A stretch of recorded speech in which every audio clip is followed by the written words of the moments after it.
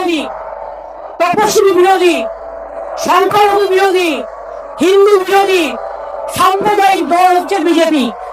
আপনারা বাংলার মানুষকে কি করেন? অত্যাচার করেন।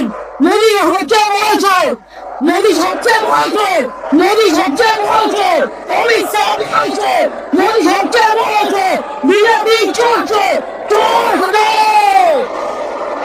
মনে রাখবেন, এই দলটা আগামী দিনের ক্ষমতায় আসবে না। যাওয়ার পর যাওয়ার বিদায় ঘন্টা বেজে গেছে। আর যিনি আজকে বড় বড় কথা বলছেন, তিনি 4টে দল গঠন করেছেন। মাথায় রাখবেন, দলবদ্ধদের নেতা, তাদের কথা শুনে আপনারা ভুল পথে পা দিচ্ছেন। আপনারা ভুল পথে পা দিচ্ছেন। আপনাদের আমরা বড় সুযোগ দিয়েছি, আপনারা মনে করছেন বাংলাকে এবার কন্ট্রোল করবেন। এত বড় ক্ষমতা আমার গোড়া থেকে দিল। আমি বাংলায় বলবো, আমি বাংলায় গান গাই, আমি বাংলায় কথা বলি, আমি রাষ্ট্রভাষাও বলি, আমি অত্যন্ত ভাষাকেও সম্মান করি।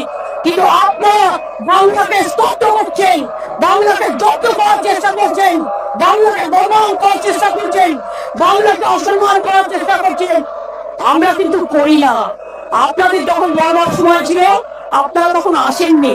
আমি স্পিকারকে অনুরোধ করে আমার সময়টা আপনাদের দিয়েছিলাম, যাতে আপনারা আপনাদের কথা বলতে পারেন। এটাই হচ্ছে গণতন্ত্র। আর আপনারা কি করছেন? আজকে কে এত বড় বেশি নেতৃত্ব দিচ্ছেন? যিনি একদিন তৃণমূল কংগ্রেস করেছেন, যিনি একদিন কংগ্রেস দল করেছেন, যিনি একদিন সমাজবাদী পার্টি করে, সমাজ কি যেন একটা পার্টি করেছেন, সাম্প্রদায়িক দল, তারপরে বিজেপি গেছেন। অর্থাৎ 4টে রাজনৈতিক দল করে এসে তিনি আজকে আমাদের জ্ঞান দিচ্ছেন। আমরা তার জ্ঞান শুনবো? যার কোনো নীতি নেই, যার কোনো রাজনীতি নেই, যার কোনো পলিসি নেই, যার শুধু চরিত্র হরণ কাজ আর নিজেকে বাঁচানোর কাজ, দেশমাতৃকার চরণে নিজেদের সমর্পণ করতে পারে না। এদের কাজ হচ্ছে একটাই, এদের কাজ হচ্ছে বাংলা বিরোধী। এরা বাংলা ভাষা বিরোধী। আমরা হিন্দি ভাষা বিরোধী নই, আমরা গুজরাটি ভাষা বিরোধী নই, আমরা তামিলনাড়ু ভাষা বিরোধী নই। আমরা মনে করি নানা ভাষা, নানা মত, নানা পরিধান, বিবিধের মাঝে দেখো মিলন মহান, সারে জাহাঁ সে আচ্ছা হিন্দুস্তান হামারা। আর আপনারা anti Bengali, you are anti Bengal. আপনারা বাংলা ভাষাকে মর্যাদা দেন না, বাংলাকে নিচুতে টেনে নামান। আপনারা বাংলার মানুষকে কি করেন? অত্যাচার করেন। মোদী হচ্ছে বড়, মোদী সবচেয়ে বড়, মোদী সবচেয়ে বড়, অমিত শাহ বলছে মোদী সবচেয়ে বড়, বিজেপি চলছে। চোর হটাও, চোর হটাও, বিজেপি হটাও, বিজেপি হটাও, বিজেপি হটাও, বিজেপি হটাও, বিজেপি হটাও, বিজেপি হটাও, বিরোধী হটাও, বিরোধী হটাও, হিন্দি ভাষা বিরোধী হটাও। আমি অনেকক্ষণ ধরে অপেক্ষা করছি স্যার, আমি অনেকক্ষণ ধরে অপেক্ষা করছি। সহ্যের একটা সীমা আছে। আমিও এই হাউসের মেম্বার, বুঝলেন আমি কোন পদে আছি। কিন্তু মনে রাখবেন, আমি কিন্তু তাদের বলার সুযোগ দিয়েছিলাম। দেখুন, সবচেয়ে বড় চোর স্লোগান দিচ্ছে, সবচেয়ে বড় চোর মুখ লুকিয়ে স্লোগান দিচ্ছে যে তৃণমূল কংগ্রেস করে এসছে এবং তৃণমূল কংগ্রেসকে ভোট করে এসছে, তৃণমূল কংগ্রেসের বদনাম করে এসছে। আজকে সেই স্লোগান দিচ্ছে। এরা সব করে তৃণমূল করতো। এই যে হাতালি দিচ্ছে, তিনিও তৃণমূল করতেন। এই যে স্লোগান দিচ্ছেন মুখ কেড়ে রেখে, তিনিও তৃণমূল করতেন। তৃণমূলের থেকে ভোট করেছেন, কংগ্রেস করতেন, তারপরে তৃণমূল করতেন, তারপর সমাজবাদী করতেন, তারপরে এখন বিজেপি করে। আগামী দিনে মুসলিম দিকে করতে হবে, আগামী দিন মুসলিম দিকেও করে, এটা আমি জানি।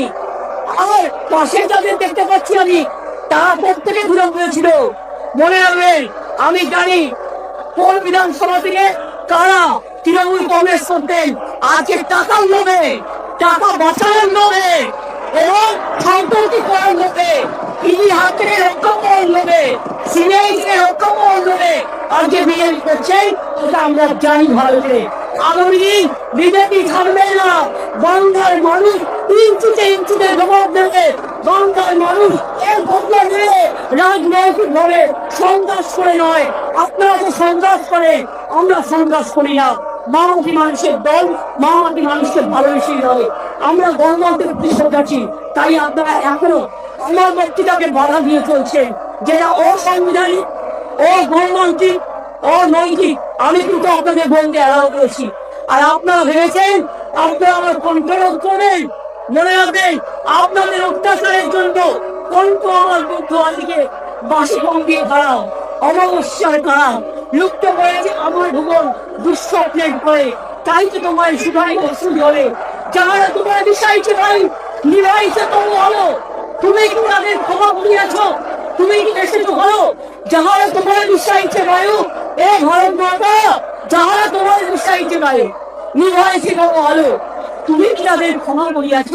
তুমি কি এসেছো হলো?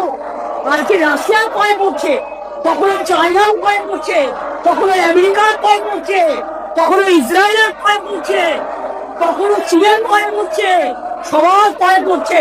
সবার কয়ে মাথা দেখতে দেখতে দেশটার সম্মান বিকিয়ে দিয়েছে, দেশটার মর্যাদা বিকিয়ে দিয়েছে, দেশটাকে বিক্রি করে দিচ্ছে।